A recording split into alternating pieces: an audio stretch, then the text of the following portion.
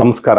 ನನ್ನೆಲ್ಲ ಆತ್ಮೀಯ ಸೋದರ ಸೋದರರಿಗೆ ಸಂಕ್ರಾಂತಿ ಹಬ್ಬದ ಶುಭಾಶಯಗಳನ್ನ ಕೋರ್ತಾ, ನಿಮ್ಮೆಲ್ಲ ಇಷ್ಟಾರ್ಥಗಳು ಕೋರಿಕೆಗಳು ಈ ವರ್ಷ ಎಲ್ಲ ಸಂಪೂರ್ಣವಾಗಲಿ ಅಂತ ಆ ಭಗವಂತನ ಕೇಳ್ತಾ ಒಂದು ಸಣ್ಣ ಪ್ರಾರ್ಥನಾ ಶ್ಲೋಕದಿಂದ ಈ ಕಾರ್ಯಕ್ರಮವನ್ನು ಪ್ರಾರ್ಥಿಸೋಣ.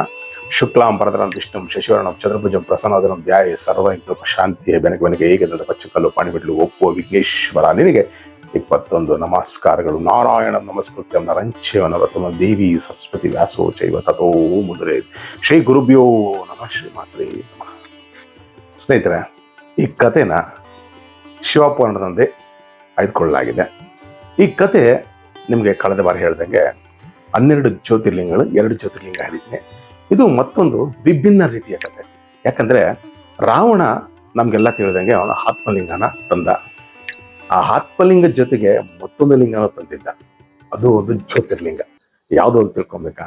ಮತ್ತೆ ಅದನ್ನ ಪರಮಾತ್ಮನಾದ ಪರಶಿವನ್ನ ಅತ್ಯಂತ ಶ್ರದ್ಧಾಭಕ್ತಿಯಿಂದ ಬೇಡಿ ಕೈಲಾಸದ ತಂದ. ಅದೇ ಅದನ್ನ ಲಂಕೆಗೆ ತಗೊಂಡೋದ್ನ. ಮತ್ತೆ ಶಿವನಿಂದ ಶಾಪನೂ ಬಂತು. ಯಾವ ಕಾರಣಕ್ಕಾಗಿ, ಏನಿದ್ರೆ ಕತೆ ವಿಶೇಷ, ಇವೆಲ್ಲ ತಿಳ್ಕೊಬೇಕಾ. ಈ ನನ್ನ ಕಥೆನ ಎಲ್ಲೂ ಸ್ಕಿಪ್ ಮಾಡಬೇಡಿ, ಮತ್ತೆ ಎಲ್ಲೂ ಫಾಸ್ಟ್ ಫಾರ್ವರ್ಡ್ ಮಾಡಬೇಡಿ. ಶ್ರದ್ಧೆಯಿಂದ ನೋಡಿ, ಪ್ರತಿಯೊಂದು ನಿಮಗೆ ಅರ್ಥಗರ್ಭಿತವಾಗಿ ಅರ್ಥ ಆಗೋಕೆ ಹೇಳ್ತೀನಿ. ಈ ರಾವಣ ನಿಮಗೆ ಹಲವಾರು ಬಾರಿ ಹೇಳಿದ್ದೀನಿ ಅವನ ಬಗ್ಗೆ. ಅದು ಮತ್ತೊಮ್ಮೆ ಇಲ್ಲಿ ಅವನ ಬಗ್ಗೆ ಹೇಳ್ತೀನಿ. ತಾತ ಪುಲಸ್ಯ ಬ್ರಹ್ಮನ ಮಾನಸ ಪುತ್ರರು. ಅವರ ಮಗ ವಿಶ್ರಾವಸನ ಮಗನೇ ಈ ರಾವಣ. ವಿಶ್ರಾವಸುಗೆ 2 ಹೆಂಡತಿರು. ಒಬ್ರು ಇಳವಲ, ಮತ್ತೊಬ್ರು ಕೈಕಸಿ. ಈ ಕೈಕಸಿಯ ಪುತ್ರರ ರಾವಣ, ಕುಂಭಕರ್ಣ, ಭೀಷಣ ಮತ್ತೆ ಶೂರ್ಪಣಖ. ಈ ರಾವಣ ಈ ಕೃತಯುಗದ ಸಂಧಿ ಕಾಲದಲ್ಲಿ ಮತ್ತೆ ತ್ರೇತಾಯುಗದಲ್ಲೂ ಸಹ ಇದ್ದ. ಇವನೊಬ್ಬನೇ ಅತಿ ಹೆಚ್ಚು ಆಯುಷ್ಗಳನ್ನು, ಸರಿಸುಮಾರು 1 ಲಕ್ಷ ಆಯುಷ್ಯುಳ್ಳವನು. ಇದು ಬಿಟ್ರೆ ಇವನು ಮತ್ತೊಂದು ಅವತಾರ, ಅದು ಕೃತಯುಗದಲ್ಲಿ ಹಿರಣ್ಯಕಶಿಪುವಾಗಿ ಅವನು ಸಹ 1 ಲಕ್ಷ ವರ್ಷ ಆಯುಷ್ಯದಿತ್ತು. ಈ ರಾವಣ ಒಮ್ಮೆ ತಾಯಿ ಅಂದ್ರೆ ತುಂಬಾ ಇಷ್ಟ. ಆ ತಾಯಿಗೆ ಹೋಗಿ ಕೇಳಿದಂತೆ, ಅಮ್ಮ ನಿನ್ನ ಇಷ್ಟಾರ್ಥ ಏನು? ಯಾಕಂದ್ರೆ ಬ್ರಹ್ಮನಿಂದ ಅನೇಕ ವರಗಳನ್ನ ಪಡೆದಿದ್ದ. ಆ ವರ ಗರ್ವಿತವಾಗಿ ಎಲ್ಲಾ ದೇವತೆಗಳನ್ನೆಲ್ಲ, ಅಷ್ಟದಿಕ್ಪಾಲಕರನ್ನ, ಸುರ ರಾಕ್ಷಸ ಯಕ್ಷದ ಕಿನ್ನರನ್ನೆಲ್ಲ ಅವನ್ನೆಲ್ಲಾನು ಸೋಲಿಸಿ ತನ್ನ ಕಪಿಮುಷ್ಟಿಲಿ ಇಟ್ಕೊಂಡಿದ್ದ. ಹಾಗಾಗಿ ಇವನಿಗೆ ಒಂದು ಆ ಗರ್ವನೂ ಇತ್ತು, ಮತ್ತೆ ಅಹಂಕಾರ ಇತ್ತು. ತಾಯಿ ಹತ್ರ ಕೇಳ್ದ, ಅಮ್ಮ ನನ್ನಿಂದ ಏನಾದ್ರು ಆಗ್ಬೇಕಾ ಹೇಳಮ್ಮ ಅಂದ್ರೆ. ಆ ತಾಯಿ ಶಿವನ ಪರಮ ಭಕ್ತಿ ಆಗಿದ್ದು, ಪ್ರತಿದಿನ ಒಂದು ಸೈತಕಲಿಂಗನ ಪ್ರತಿದಿನ ಅವಳು ಸೃಷ್ಟಿ ಮಾಡ್ಕೊಂಡು ಪೂಜೆ ಮಾಡ್ತಿದ್ಲು. ಆದ್ರೆ ಇವಳು ಒಂದು ಆಸೆ ಇತ್ತು, ಹೇಗಾದ್ರೂ ಈ ಲಂಕೆಗೆ ಒಂದು ಜ್ಯೋತಿರ್ಲಿಂಗ ತರಬೇಕು ಅಂತ. ಅವಾಗ ರಾವಣನಿಗೆ ಆಜ್ಞೆ ಮಾಡೋದು, ಮಗನೇ ಈ ಕೆಲಸ ನಂಗೆ ಮಾಡ್ಕೊಡು. ಅಮ್ಮ ಅದಕ್ಕೇನಂತಮ್ಮ, ಶಿವನ್ನೇ ಕರ್ಕೊಂಡ್ ಬರ್ತೀನಿ ಅಂತೇಳಿ ತಾಯಿ ಆಶ್ರಮ ತಡೆ ಹಿಮಾಲಯದ ಪೂರ್ವ ದಿಕ್ಕಕ್ಕೆ ಹೋದ. ಅಲ್ಲಿ ಕುತ್ಕೊಂಡು ಸರಿಸುಮಾರು 10 ವರ್ಷ ತಪಸ್ಸು ಮಾಡಿದ್ರು. ಪರಮಾತ್ಮ ಬರಲಿಲ್ಲ. ಮತ್ತೆ ಅಲ್ಲಿಂದ ಹೊರಟು ದಕ್ಷಿಣ ದಿಕ್ಕಿಗೆ ಬಂದ. ಅಲ್ಲಿ ಭಯಂಕರವಾದ ಚಳಿ, ಕುರುಚಲು ಗಿಡಗಳು. ಆ ಸಂದರ್ಭದಲ್ಲಿ ಏನ್ ಮಾಡ್ದ ರಾವಣ, ಆ ಕ್ಷಣ ಅಗ್ನಿ ಇಟ್ಟ. ಅಗ್ನಿ ಆ ಕ್ಷಣ ಬಂದ. ನನ್ಗೊತ್ತ ಸ್ವಾಮಿ, ನನ್ನಿಂದ ಏನಾಗ್ಬೇಕಂದ್ರೆ ಈ ಕ್ಷಣ ನನ್ನ ಮುಂದೆ ಅಗ್ನಿ ಆಗಿ, ಅಲ್ಲಿ ಯಾವುದೇ ಕಟ್ಟಿಗಳಿಲ್ಲ, ಭಯಂಕರವಾದ ಚಳಿ. ಆದ್ರೂ ಹೇಳ್ದ, ನನ್ನ ಈ ತಪಸ್ಸು ಮುಗಿಯೋವರೆಗೂ ನೀನು ಇಲ್ಲೇ ಇರಬೇಕು, ಇಲ್ಲ ಅಂದ್ರೆ ನಿನಗೆ ಅಧೋಗತಿ ಕಾಣಿಸ್ತೀನಿ ಅಂತ. ಆ ಬೈಕ್ಗೆ ಆ ಅಗ್ನಿ ಅಲ್ಲೇ ತಟಸ್ಥವಾಗಿ ಇವನ ತಪಸ್ಸಾಗೋರ್ಗು ಅಲ್ಲೇ ಇದ್ದ. ಈ ರಾವಣ ಎಂತ ಘೋರ ತಪಸ್ಸು ಮಾಡದ ಅಂದ್ರೂ ಪರಮಾತ್ಮನು ಹೊಲಿಲ್ಲ. ಕೊನೆಗೆ ಇವನು ಅಗ್ನಿಲಿ ಕುತ್ಕೊಂಡು ತನ್ನ 10 ತಲೆಗಳನ್ನ ಒಂದೊಂದಾಗೆ ಕತ್ತರಿಸಿ ಪರಮಾತ್ಮನ ಪಂಚಾಕ್ಷರ ಮಂತ್ರನ ಪ್ರಾರಂಭ ಮಾಡಿದ. ಕೊನೆಗೆ ಒಂದೇ ಒಂದು ತಲೆ ಇರುವಾಗ ಪರಮಾತ್ಮನಾದ ಪರಶಿವನು ಅಲ್ಲಿ ಬಂದಿದ್ದೆ ಅವನ ಒಂದು ಭಕ್ತಿಗೆ. ಮತ್ತೆ ಅವನು ಆ ತಲೆಗಳನ್ನೇ ಸಹ ತನ್ನ ಸ್ವಾಮಿ ಕೊಟ್ಟನಲ್ಲ, ಆ ಖುಷಿಗೆ ಸ್ವಾಮಿ ಸಂತುಷ್ಟನಾಗಿ ಹೇಳ್ದ, ರಾವಣ ನಿನಗೆ ಏನ್ ಬೇಕು ಕೇಳೋ ಅಂದಾಗ, ಸ್ವಾಮಿ ನನಗೆ ಎಲ್ಲ ಇದೆ, ಆದರೆ ನನ್ನ ತಾಯಿಯ ಕೋರಿಕೆ ಮೇಲೆ ನಾನು ಬಂದಿದ್ದೀನಿ. ನೀನು ಒಂದು ಜ್ಯೋತಿರ್ಲಿಂಗವಾಗಿ ಅನುಭವಿಸಿ ನನ್ನ ಲಂಕೆಗೆ ಬರಬೇಕು ಅಂತಾನೆ. ಆ ಕ್ಷಣ ಪರಮಾತ್ಮ ಆಲೋಚನೆ ಮಾಡ್ತಾನೆ.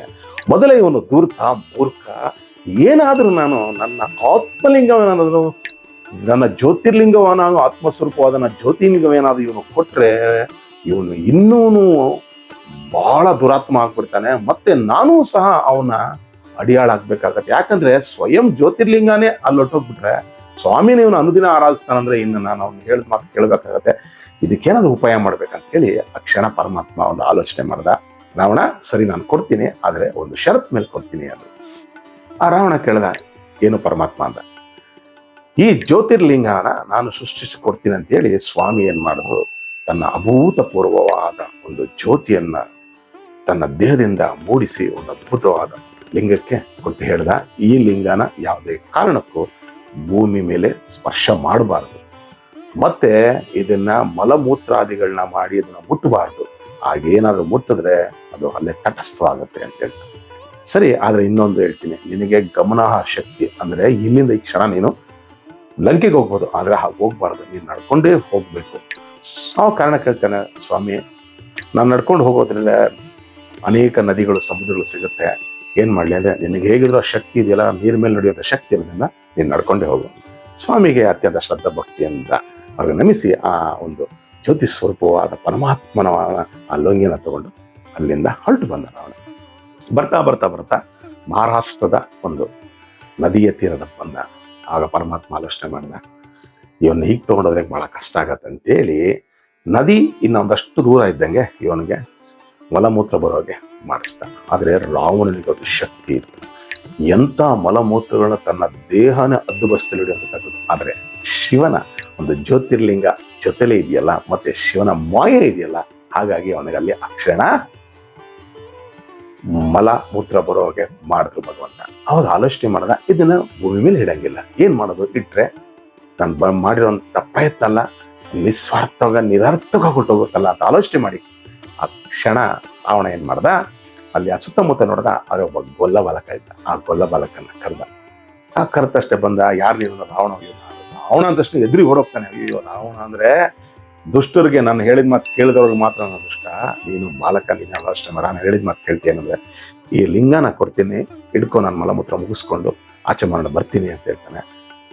ಏನ್ ಕೊಡ್ತೀಯ ಅಂದ್ರೆ, ನೀನು ಏನ್ ಬೇಕಾದ್ರೆ ಕೇಳಿದ್ರೆ ಕೊಡ್ತೀನಿ ಅಂತ. ಸರಿ, ಆ ಲಿಂಗ ಇಸ್ಕೊಂಡಿದ ತಕ್ಷಣ ಅದು ಭಾರಕ್ಕೆ ಕೆಳಗಡೆ ಬಂದ್ಬಿಡುತ್ತೆ. ಆ ಕ್ಷಣ ರಾವಣ ಹಿಡ್ಕೊಂಡು, ಆಗಲ್ಲ, ಇದನ್ನು ಪಂಚಾಕ್ಷರಿ ಮಂತ್ರ ಜಪಿಸ್ಬೇಕು, ಓಂ ನಮಃ ಶಿವಾಯ ಅಂದ್ರೆ ಇವನಿಗೆ ಬಾಯೇ ತಿರುಗಲ್ಲ, ಓಂ ನಮಃ ಶಿವಾಯ ಅಂತಾನೆ. ಆದ್ರೂ ರಾವಣ ಅಥರ್ವಣ ವೇದ ಬಲ್ಲವನು, ಮತ್ತೆ ಜೊತೆಗೆ ವೇದಾಂತ ಪಂಡಿತನಾಗಿದೆ. ಆದ್ರೂ ಆಲೋಚನೆ ಮಾಡಿ, ಪರವಾಗಿಲ್ಲ, ಇದನ್ನೇ ಹೇಳು, ಹಿಡ್ಕೊ, ನಾನು ಬರೋದು ಅಂತೇಳಿ ಕೊಟ್ಟವ್ರೆ. ರಾವಣ ಅಷ್ಟು ದೂರ ಹೋಗಿ ತನ್ನ ಕೃತ್ಯಗಳನ್ನ ಮುಗಿಸ್ಕೊಂಡು ನೀರು ನುಡುಕ್ತಾ, ನೀರು ಇನ್ನೊಂದು ಹತ್ರ ಇದ್ದದ ನೀರು ಪರಮಾತ್ಮನ ರಾಶಿಯಲ್ಲಿ ಮತ್ತಷ್ಟು ದೂರ ಆಯ್ತು. ಆ ಕ್ಷಣ ಇವನಿಗೆ, ಈ ಬಾಲಕನಿಗೆ ಏನ್ ಮಾಡಿದ ಪರಮಾತ್ಮ, ಇನ್ನೂ ಭಾರ ಹೆಚ್ಚಿಸ್ಕೇತ. ಆ ಭಾರ ತಡಿಲಿಕ್ಕೆ ಕೂಗ್ದ, ರಾವಣ ಬೇಗ ಬಾ, ಇಲ್ಲ ಇಟ್ಟುಬಿಡ್ತೀನಿ ಅಂತ. ಅವನು ಭಾರ ಹೆಚ್ಚು ಮಾಡಿದ ಪರಮಾತ್ಮ, ಆ ಕ್ಷಣ ಇಟ್ಟುಬಿಟ್ಟ. ರಾವಣ ಇನ್ನ ಅಷ್ಟು ದೂರ ಇನ್ನ ಕಾಲಕೃತ್ಯ ಮುಗಿಸಿಲ್ಲ, ಇನ್ನ ಆಚಮನ ಮಾಡಿಲ್ಲ, ಸ್ನಾನ ಮಾಡಿಲ್ಲ. ಇದನ್ನ ನೋಡಿ ಅವನು ಅಲ್ಲಿಂದ ಓಡ್ ಬಂದ, ಅಷ್ಟು ಇಟ್ಟುಬಿಟ್ಟಿದ್ದ. ಇವನ್ ಬಾಲಕ ಹೊರಟೋದ. ಇವನಿಗೆ ಎಲ್ಲಿಲ್ಲದ ದುಃಖ ಆಗೋಯ್ತು, ಇವು ಇಷ್ಟೆಲ್ಲ ಮಾಡಿ ನಿರರ್ಥಕವಾಗಬೇಕಲ್ಲ. ಆ ಕೋಪಕ್ಕೆ ಮತ್ತೆ ಆ ಒಂದು ಇದಕ್ಕೆ ಏನ್ ಮಾಡ್ದ, ಆ ಲಿಂಗನ ತನ್ನ ಬಲ ಎಲ್ಲ ಬಿಟ್ಟು ಎತ್ತ. ಆದ್ರೂ ಆಗ್ಲಿಲ್ಲ. ಆ ಎತ್ತುವಂತ ಸಂದರ್ಭದಲ್ಲಿ ಗಗನ, ಬೆಟ್ಟ, ಗುಡ್ಡ, ಭೂಮಿ ಒಂದು ಕ್ಷಣ ಅಲ್ಲೋಲೋ ಕಲ್ಲಾಗಿದ್ದಾಗ ಅಂತ ಪರಾಕ್ರಮಿ ಮತ್ತೆ ಸಾಲಕ್ಕೆ ಏನು ಪ್ರಯತ್ನ ಮಾಡಿದ್ರೂ ಆಗ್ಲಿಲ್ಲ. ಪರಮಾತ್ಮನ ಹತ್ತ ಘನಘೋರವಾಗಿ ಹತ್ತಿ ಪರಮಾತ್ಮನ ಅತ್ಯಂತ ಮತ್ತೆ ಶ್ರದ್ಧೆಯಿಂದ ಆ ಒಂದು ಅದ್ಭುತವಾದ ಒಂದು ಪ್ರಾರ್ಥನೆಗೆ ಸ್ವಾಮಿ ಒಲಿದು ಬಂದ. ಮೈಯೆಲ್ಲ ರಕ್ತ, ಮೂಳೆಗಳು ಮುರಿದೋಗಿದೆ, ಯಾಕಂದ್ರೆ ಎತ್ತುವಂತ ಪ್ರಯತ್ನಗಳು. ಹೇಳ್ತಾನೆ, ಭೂಮಿ ಆಕರ್ಷಣೆ ಶಕ್ತಿಗೆ ಪರಮಾತ್ಮ ಬಂದ್ಬಿಟ್ಟ. ಅವಾಗ ಹೇಳ್ತಾನೆ, ಈ ಭೂಮಿ ಆಕರ್ಷಣೆ ಶಕ್ತಿಗೆ ಇದಿಲ್ಲೇ ಸಿತ್ಕೊಂಡಿದೆ, ಇದರ ಒಂದು ತುದಿ ಜಾರ್ಖಂಡ್ನಲ್ಲಿದೆ, ಆದ್ರೆ ಇದು ಮೂಲ ಇದೆಯಲ್ಲ ಇಲ್ಲೇ ಇದೆ, ಆಲೋಚನೆ ಮಾಡಬೇಡ ಅಂತ ಹೇಳ್ಬಿಟ್ಟು ಆ ಕ್ಷಣ ಸ್ವಾಮಿನೇ ಸ್ವಯಂ ತನ್ನ ಕೈಯಿಂದ ವೈದ್ಯೋಪಚಾರ ಮಾಡ್ದ. ಅವನು ಮುರಿದೋಗಿದ್ದಂಥ ರಕ್ತ, ಮೂಳೆ ಎಲ್ಲ ಯಥಾಪ್ರಕಾರವಾಗಿ ಮತ್ತೆ ಅವನಿಗೆ ಎಂಥ ಶಕ್ತಿ ಬಂತು ಅಂದ್ರೆ, ಕೋಟ್ಯಾಂತರ ಆನೆಗಳ ಶಕ್ತಿ ಮತ್ತೆ ಬಂತು. ಆವಾಗ ಆ ಸ್ವಾಮಿ ಹೇಳ್ದ, ಇಂದಿನಿಂದ ನೀನು ಮಾಡಿದ್ದ ಈ ಲಿಂಗಕ್ಕೆ ವೈದ್ಯನಾಥೇಶ್ವರ ಅಂತ ಜ್ಯೋತಿರ್ಲಿಂಗವಾಗಿ ಮಾರ್ಪಟ್ಟಾಗತ್ತೆ ಅಂತೇಳಿ ಸ್ವಾಮಿಯವನ್ನ ಆಶೀರ್ವಾದ ಕಳಿಸ್ತಾ ಅಲ್ಲಿಂದ ಮತ್ತೆ ಪ್ರಯತ್ನ ಮಾಡಿದ್ರೆ ಪ್ರಯೋಜನ ಅಂತೇಳಿ ನಮಸ್ಕಾರ ಮಾಡಿ ಅಲ್ಲಿಂದ ಹೊರಟು ತಾಯಿ ಹೇಳ್ದ. ಅಮ್ಮ ಅವಾಗ ಹೇಳುದು, ಹೇಗಿದ್ರು ನೀನು ಪ್ರಯತ್ನ ಮಾಡಿದ್ಯಾ, ನಿನ್ನ ಒಂದು ಹೆಸರು ಕಲಿಯುಗಾಂತ್ಯದಲ್ಲೇ ಇರುತ್ತೆ ಅಂತ ಹೇಳಿ ಅಲ್ಲಿಂದ ಮತ್ತೆ ಅನ್ನೋ ಪ್ರಕಾರ ತಾಯಿನೂ ಸಹ ರಾವಣ ಪ್ರತಿದಿನ ಅವನು ಈ ಸ್ವಾಮಿನ ಬಂದು ಆರಾಧಿಸಿಷ್ಟು ಇವನಿಗೆ ಅದ್ಭುತವಾದ ಶಕ್ತಿ. ಮತ್ತೆ ಇವನ್ನ ಯಾರು ಮೊದಲೇ ಇವನು ಬ್ರಹ್ಮನಿಂದ ಹೊರಗರ್ಭಿತನಾಗಿದ್ದ, ಇನ್ನು ಪರಮಾತ್ಮದ ಪರಶಿವನು ಸಹ ಹೊರಕೊಟ್ಟ. ದೇವತೆಗಳಿಗೆಲ್ಲ ಏನು ಮಾಡ್ಲಿಕ್ಕೆ ತೋರಿಸ್ದಾಗಾಯ್ತು. ಓಹೋ, ಇವನು ಸಂಹಾರ ಮಾಡೋದು ಕಷ್ಟ ಅಂತ ಆಲೋಚನೆ ಮಾಡಿ ಎಲ್ಲಾ ಸಭೆ ಸೇರಿ ಶಿವನತ ಹೊರಡೋಕ್ಕಾದ್ರು ಆ ಕ್ಷಣ ನಾರದ ಮುನಿಗಳು ಬಂದು, ನಾರದರು ಬರುವಂತ ನಾವೆಲ್ಲ ಅನ್ಕೊಳ್ತೀವಿ ನಾರದ್ರ ಬಗ್ಗೆ ತಪ್ಪಾಗಿ, ಅಲ್ಲಿಂದ ಇಲ್ಲಿ ತಂದಿಕ್ತಾರೆ. ಆದ್ರೆ ಸ್ನೇಹಿತರೆ, ನಾರದರು ಬರುವಂತ ವಿಚಾರ ಲೋಕ ಕಲ್ಯಾಣಕ್ಕಾಗಿ, ಅದು ಒಳ್ಳೇದೇ ಆಗೋದಕ್ಕೆ ಮಾತ್ರನೇ. ಯಾಕಂದ್ರೆ ದುಷ್ಟರನ್ನ ಶಿಕ್ಷಿಸ್ಬೇಕು ಅಂದ್ರೆ ನಾರದರು ಬಹಳ ಮುಖ್ಯ. ಹಾಗಾಗಿ ಆ ಕ್ಷಣ ಬಂದಾಗ ನಾರದರು ಕೇಳಿದ್ರು, ಯಾಕೆಲ್ಲ ಚಿಂತಾಕೃತನಾಗಿದ್ದಾರೆ ಸ್ವಾಮಿ, ರಾವಣ ಮತ್ತೆ ತಂದೆ ಲೋಕದಲ್ಲಿ ಜ್ಯೋತಿರ್ಲಿಂಗನ ಸೃಷ್ಟಿ ಮಾಡಿಬಿಟ್ಟ, ಇದರಿಂದ ಇನ್ನೂ ಹೊರಗರ್ವಿತನಾಗಿ ಅವನಿಗೆ ಕೋಟ್ಯಾಂತರ ಆನೆಗಳ ಬಲ ಬಂತು, ಇನ್ನು ಅವನ್ನ ಸಂಹಾರ ಮಾಡೋದು ಯಾರ ಕೈಯಿಂದ ಸಾಧ್ಯ ಇಲ್ಲ ಅಂದಾಗ ಯಾಕೆ ಆಲೋಚನೆ ಮಾಡ್ತೀರಾ, ಅದಕ್ಕೆ ನಾನು ಉಪಾಯ ಕೊಡ್ತೀನಿ, ಆಲೋಚನೆ ಮಾಡಬೇಡಿ. ಅವನಿಗೆ ಏನು ಮಾಡಬೇಕು, ಪರಮಾತ್ಮನಾದ ಪರಶಿವ ನೋಡಿ, ಪರಮಾತ್ಮ ಪರಶಿವನಿಗೆ 3 ದಿನ ಬಹಳ ಮುಖ್ಯ. ಒಂದು ಚತುರ್ಥಿ, ಮತ್ತೆ ಅಷ್ಟಮಿ, ಮತ್ತೆ ನವಮಿ. ಈ ದಿನಗಳಲ್ಲಿ ಸ್ವಯಂ ಪರಮಾತ್ಮ ಕೈಲಾಸದಲ್ಲಿ ತಾಯಿ ಜಗನ್ಮಾತೆಯೊಂದಿಗೆ ತಾಂಡವ ನೃತ್ಯ ಆಗ್ತಾನೆ. ಆ ಸಂದರ್ಭದಲ್ಲಿ ಈ ಕೈಲಾಸ ಪರ್ವತನ ಏನಾದರೂ ಇವನು ಎತ್ತಕ್ಕೆ ಪ್ರಯತ್ನ ಮಾಡಿದಾಗ ಅದೇ ಶಿವನಿಂದ ಶಾಪಗ್ರಸ್ತನಾಗ್ತಾನೆ. ಆವಾಗ ಇವನು ಸಂಹಾರ ಆಗುತ್ತೆ ಅಂತ ಹೇಳಿರ್ತಾನೆ. ಮತ್ತೆ ಈ ಕೆಲಸ ಮಾಡೋರು ಯಾರು? ದೇವತೆಗಳಿಗಂತೂ ರಾವಣನ ಕಂಡ್ರೆ ನಡುಕ್ತಾರೆ, ಅವನ ಮುಂದೆ ನಿಲ್ಲೋಕೆ ಭಯ. ಇನ್ನು ನಾರದ್ರೆ ನೀವೇ ಇದಕ್ಕೆ ಇದೇನು ನಾನು ಕೊಟ್ಟಂತ ಉಪಾಯಕ್ಕೆ ನಾನೇ ಹೋಗ್ಬೇಕಾ? ಸರಿ ಆಯ್ತು ಅಂತ ಬರ್ತಾನೆ. ರಾವಣ ಲಂಕೆಯಲ್ಲಿ ವಿರಾಜಮಾನವಿದ್ದಾಗ ನಾರದ್ರು ಬಂದಿದ್ದೆ, ತಾತ ಬಂದ್ಯ. ಯಾಕಂದ್ರೆ ತಾತ ಅನ್ನೋದು ಕಾರಣ ಏನಂದ್ರೆ ಬ್ರಹ್ಮ ಮಾನಸ ಪುತ್ರರು ನಾರದ್ರು, ಮತ್ತೆ ಬ್ರಹ್ಮನ ಮನಸ ಮತ್ತೊಬ್ಬ ಪುತ್ರನು ಈ ಪುಲಸ್ಯ. ಹಾಗಾಗಿ ಇವರು ಅಣ್ಣ ತಂದಿರಾಗೋದ್ರಿಂದ ತಾತ ಅಂತಾನೆ. ಅವು ಬಹಳ ಸಂತೋಷ ಆಗಿ ಕುತ್ಕೊಂಡು ಅವ್ರಿಗೆ ಅರ್ಘ್ಯ ಪಾದ್ಯಾದಿಗಳನ್ನ ಕೊಟ್ಟು ಅತ್ಯಂತ ಶ್ರದ್ಧಾ ಭಕ್ತಿಯನ್ನು ನಮಿಸಿ ಒಂದು ಆಸನ ಕೂಡಿಸ್ತಾನೆ. ತಾತ ಬಂದಂತ ಕಾರಣ ಏನು ಅಂತ, ಮಗನೇ ನಿನ್ನ ಪರಾಕ್ರಮ ಕೇಳಿದೆ, ಮತ್ತೆ ಜೊತೆಗೆ ಇನ್ನು ಜ್ಯೋತಿರ್ಲಿಂಗನೂ ಸಹ ತಂದು ಶಿವನಿಂದ ತಂದು ಸೃಷ್ಟಿ ಕೊಟ್ಟಂತ ಪರಮಾತ್ಮ ಆ ಒಂದು ಆವಿರ್ಭಾವ ವೈದ್ಯನಾಥೇಶ್ವರ, ಬಹಳ ಸಂತೋಷ ಆಯ್ತು. ಆದ್ರೆ ಒಂದು ಎಲ್ಲೋಕದಲ್ಲೆಲ್ಲ ಜನ ನೆನ್ಕೊಳ್ತಾನೆ, ರಾವಣನಿಗೆ ಇರೋ ತಾಕತ್ತಿದೆ ಅಂತ ಕೇಳ್ಪಟ್ವಿ, ಆದ್ರೆ ಆ ತಾಕತ್ತು ಪರಮಾತ್ಮನಾದ ಕೈಲಾಸ ಇರ್ತಕ್ಕಾಗಲ್ಲ. ಈ ಮೊದಲೇ ಇವನು ಧೂರ್ತ ಮತ್ತೆ ಮೂರ್ಖ ರಾವಣ. ಆ ಮಾತು ಕೇಳಿದ ನನಗೆ ಕೋಪ ಬಂದ್ಬಿಡ್ತು. ಏನ್ ತಾತ ಹಿಂಗಂತೀಯ, ನನ್ನ ಕೈಲಿ ಎತ್ತಕ್ಕಾಗಲ್ವಾ, ಈ ಕ್ಷಣ ಹೊರಡ್ತೀನಿ, ಈಗ ಬೇಡ, ಅಷ್ಟಮಿ ದಿನ ಹೋಗು. ಯಾಕಂದ್ರೆ ಅವತ್ತು ದೇವತೆಗಳೆಲ್ಲ ಸೇರಿರ್ತಾರೆ, ಸ್ವಾಮಿ ಅವ್ರು ತಾಂಡವ ನೋಡ್ತಾರೆ, ಅವತ್ತು ನೀನ್ ಮಾಡಿದ್ರೆ ನೋಡಪ್ಪ, ಅವತ್ತು ನೀನ್ ನನ್ನ ಮಗ ಅನ್ಸ್ಕೊಳ್ತೀಯ. ಆದರೆ ಇಷ್ಟೇ ತಾನೆ. ರಾವಣನಿಗೆ ಒಂದು ಕ್ಷಣ ಆಲೋಚನೆ ಮಾಡಿಲ್ಲ, ಹೊರ ಕೊಟ್ಟಂತ ಪರಮಾತ್ಮ ನನ್ನ ಎತ್ತಕ್ಕೆ ಹೋದ್ರೆ ಮತ್ತೆ ನನಗೆ ಶಾಪ ಬರುತ್ತಂದ. ನೋಡಿ, ಕಾಲಾಯ ತಸ್ಮಾನ ಅಂತ ಅವನು ಸಹ ಶಿವನ ಮಾಯ ಆವರಿಸ್ಕೊಳ್ತು.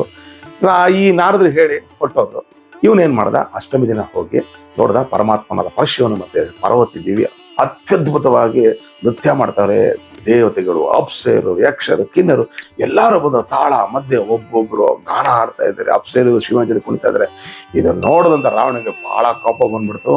ಆ ಕ್ಷಣ ಕೈಲಾಸದ ಕೆಳಗಡೆ ಬಂದು ತನ್ನ 10 ಕೈಗಳನ್ನ ಚಾಚಿ 10 ತಲೆಗಳನ್ನ ಚಾಚಿ ಒಂದೇ ಸಲ, ಯಾಕಂದ್ರೆ ಇವನಿಗೆ ಮೊದಲಿಗಿದ್ದಂತ ಶಕ್ತಿ ಹೇಳಿದ್ನಲ್ಲ, ಸ್ವಾಮಿ ಸ್ವಯಂ ಇವನ್ನ ಉಪಚಾರ ಮಾಡೋದಕ್ಕಾಗಿ ಇವನಿಗೆ 1000 ಕೋಟಿ ಆನೆ ಬಲಕ್ಕಿಂತ ಆ ಕೈಲಾಸನ ಎತ್ತು ತಲೆ ಮೇಲೆ ಇಟ್ಕೊಳ್ಳಿಸ್ತಾನೆ. ಅಲ್ಲಿ ನೃತ್ಯವಾಡ್ತಿದ್ದ ಪಾರ್ವತಿ ದೇವಿ ಅಕ್ಷಣ ಬಿದ್ದೋದ್ಲು. ಬುದ್ಧಿ ಕೋಪಕಸ್ತಗಳು, ಎಂತ ಭಕ್ತ ನೀವು ಇಟ್ಕೊಂಡಿದ್ದೀರಾ? ಅವನೊಬ್ಬ ಭಕ್ತ ನಿಮ್ಮನ್ನೇ ಭಸ್ಮ ಮಾಡೋದಕ್ಕೆ ವರ ಕೇಳ್ದ.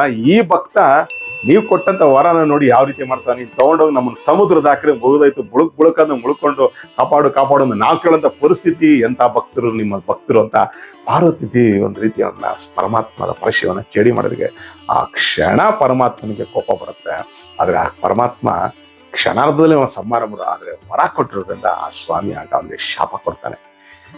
ಎಲ್ಲವೋ ರಾವಣ, ನಿನಗ್ ಬಂದಿರೋಂಥ ಈ ಗರ್ವ, ಈ ಒಂದು ತಾಕತ್ತು ನಿನಗೆ ಸಂಹಾರ ಮಾಡೋದಕ್ಕೆ ಮನುಷ್ಯನ ಸ್ವರೂಪದಲ್ಲಿ ಸಾಕ್ಷಾತ್ ಭಗವಾನ್ ಮಹಾವಿಷ್ಣು ರಾಮನಾಗಿ ಜನ್ಮ ತಾಳಿ ನಿನ್ನ 10 ತಲೆಗಳನ್ನ ಚೆಂಡಾಡ್ತಾನೆ. ಆ ತಲೆಗಳು ಹದ್ದುಗಳು ಎತ್ಕೊಂಡು ಹೋಗುತ್ತೆ ಅಂತೇಳಿ ಮತ್ತೆ ಇನ್ನೊಂದು ಶಾಪನ ಕೊಟ್ಟು, ನಿನಗೆ ಈ ವೈದ್ಯನಾಥೇಶ್ವರ ಪೂಜೆ ಮಾಡೋದ್ರಿಂದ ತಾನೇ ನಿನಗೆ ಈ ಶಕ್ತಿ, ಇನ್ನು ಮೇಲೆ ಆ ಪೂಜೆ ಮಾಡದಿರೋ ಅಂತ ಒಂದು ವಾಣಿ ಮತ್ತೆ ನಿನಗೆ ಆ ಕ್ಷಣ ಮರೆಯುವಂತ ಪಕ್ಕದಲ್ಲಿ ಅದು ನೀನು ನಮಸ್ಕಾರ ಮಾಡಲ್ಲ ಅಂತ ಶಾಪ ಕೊಡ್ತಾನೆ. ಆದ್ರೆ ಇಷ್ಟೆಲ್ಲ ನಡೆದಿದ್ದು ರಾವಣಂಗೆ ಗೊತ್ತಿಲ್ಲ. ಅಷ್ಟೊತ್ತಿಗೆ ಅಲ್ಲಿ ತಲೆ ಮೇಲೆ ಇಟ್ಕೊಂಡು ಹೊರಡೋಗ್ತಿದ್ನಲ್ಲ ನಾರದ್ರು, ಇನ್ನೇನ್ ಬಿಡು ಎತ್ಬಿಟ್ಟೆ, ನಿನ್ನ ಪರಾಕ್ರಮ ತೋರಿಸ್ತೆ, ಇನ್ಯಾಕೆ ಬೇಡ, ಇಲ್ಲೇ ಬಿಸಾಕೋದು. ತಕ್ಷಣ ರಾವಣ ತಲೆಗಿಟ್ಟಿಲೆ ಬಿಸಾಕ್ಬಿಟ್ಟು ನೀದ ಖುಷಿ ಆಗೋತ ಹೊರಟೋಗ್ಬಿಟ್ಟ. ಯಾಕಂದ್ರೆ ಪಾರ್ವತಿ ದೇವಿ ಒಮ್ಮೆ ಕೇಳ್ತಾಳೆ, ಸ್ವಾಮಿ ಜಗತ್ತೇ ನಿಮ್ಮನ್ನ ಕುತ್ಕೊಂಡು ಆರಾಧಿಸುತ್ತೆ, ನಿಮ್ಮನ್ನ ಧ್ಯಾನ ಮಾಡುತ್ತೆ, ನೀವು ಯಾರನ್ನ ಧ್ಯಾನ ಮಾಡ್ತಿದ್ದೀರಾ ಅಂದಾಗ ಸ್ವಯಂ ಪರಮಾತ್ಮನಾದ ಪರಶಿವ ಹೇಳ್ತಾನೆ, ನಾನು ಸದಾ ಪರಮಾತ್ಮನಾದ ಭಗವಾನ್ ಮಹಾವಿಷ್ಣುನ ನನ್ನ ಮನಸ್ಸಿನಲ್ಲಿ ಆರಾಧಿಸ್ತಾ ಇರ್ತೇನೆ. ಆ ಭಗವಾನ್ ಮಹಾವಿಷ್ಣುನ ಆರಾಧಿಸ್ತಾ ಇರ್ತಾರೆ. ಹಾಗಾಗಿ ನಮ್ಮಿಬ್ಬರಲ್ಲಿ ಭೇದ ಇಲ್ಲ, ಶಿವ ಮತ್ತು ಕೇಶವ ಇಬ್ಬರು ಒಂದೇನೆ. ನಮ್ಮಲ್ಲಿ ಸತ್ವ ರಜಸ್ ತಮೋಗಳು ಬೇರೆ ಬೇರೆ ಆದರೂ ಸಂದರ್ಭ ಅಂತ ಬಂದಾಗ ನಾವು ಮೂವರು ಒಂದು ಕಡೆ ಸೇರಿ ದುಷ್ಟ ಶಿಕ್ಷಣ ಶಿಷ್ಟ ರಕ್ಷಣಕ್ಕೋಸ್ಕರ ಅವತಾರಗಳನ್ನ ಎತ್ತಬೇಕಾಗತ್ತೆ. ಹಾಗಾಗಿ ವರ ಕೊಟ್ಟಿದ್ಮೇಲೆ ಅವ್ರನ್ನ ನಾವು ಸಂಹಾರ ಮಾಡೋಕ್ಕಾಗಲ್ಲ. ಆದರೆ ನಮ್ಮಲ್ಲೇ ಮತ್ತೊಂದು ಶಕ್ತಿನ ಪ್ರತಿಷ್ಠಾಪಿಸಿ ಅವ್ರನ್ನ ಸಂಹಾರ ಮಾಡ್ತೀವಿ ಅಂತ ಜಗನ್ಮಾತನಾದ ಜಗತ್ ರಕ್ಷಕ ಪರಮಾತ್ಮ ಪರಶಿವ ತಾಯಿ ಜಗನ್ಮಾತೆಗೆ ಈ ರಹಸ್ಯನ ಹೇಳ್ತಾರೆ. ಮತ್ತೊಂದು ವಿಚಾರ ಹೇಳ್ತೀನಿ ಕೇಳಿ. ಈ ಜ್ಯೋತಿರ್ಲಿಂಗಕ್ಕೆ ಅಂತ ತಾಕತ್ತಿದೆ ಅಂದ್ರೆ, ಯಾರಾದ್ರೂ ಇನ್ನೇನು ಒಂದು 3 ತಿಂಗಳೇ ಸಾಯ್ತಾರೆ ಅಂದ್ರೆ ಆ ವೈದ್ಯನಾಥೇಶ್ವರನ ಜಾಗಕ್ಕೆ ಹೋಗಿ ಯಾರು ಅತ್ಯಂತ ಶ್ರದ್ಧಾ ಭಕ್ತಿಯಿಂದ ನಂಬಿಕೆಯಿಂದ ಸೇವೆ ಮಾಡ್ತಾರೋ ಸಾವಿಂದ ಪಾರಾಗ್ತಾರೆ. ಇದು ಸ್ವಯಂ ಭಗವಾನ್ ಹೇಳಿರೋದು. ಮತ್ತೆ ಅಲ್ಲಿನ ಜ್ಯೋತಿರ್ಲಿಂಗಕ್ಕೆ ಅಭಿಷೇಕ ಮಾಡಿ ಹೋಗ್ಲಿಕ್ಕೆ ಆಗ್ತಿರೋದು. ಆ ನೀರನ್ನ ತಂದು ನೀವು ಕುಡಿದ್ರೂ ಸಹ ನಿಮ್ಮಲ್ಲಿ ರೋಗ ಮಟ್ಟು ಮಾಯ ಆಗುತ್ತೆ. ಜೊತೆಗೆ ನಿಮ್ಮಲ್ಲಿರುವಂಥ ದೋಷಗಳೆಲ್ಲ ಸರ್ವನಾಶ ಆಗುತ್ತೆ.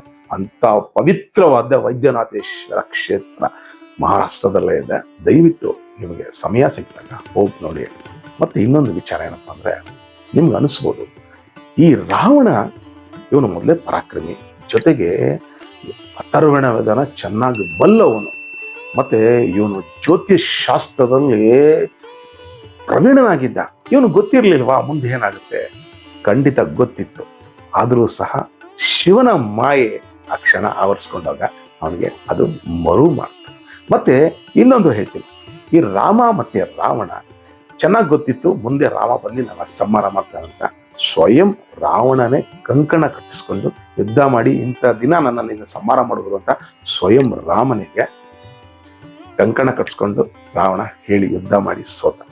ಈ ವಿಚಾರನ ಆಂಜನೇಯ ಸ್ವಾಮಿ ಅವನ ಜೊತೆ ಮಾತುಕತೆ ಮಾಡಿದಾಗ ಸ್ವಯಂ ರಾವಣ ಆಂಜನೇಯ ಸ್ವಾಮಿ ಹೇಳಿ ಕಳಿಸಿ ಅದರ ಮೂಲಕನೇ ಅವನ ಸಂಹಾರ ಆಗ್ಬೇಕಾಗಿತ್ತು.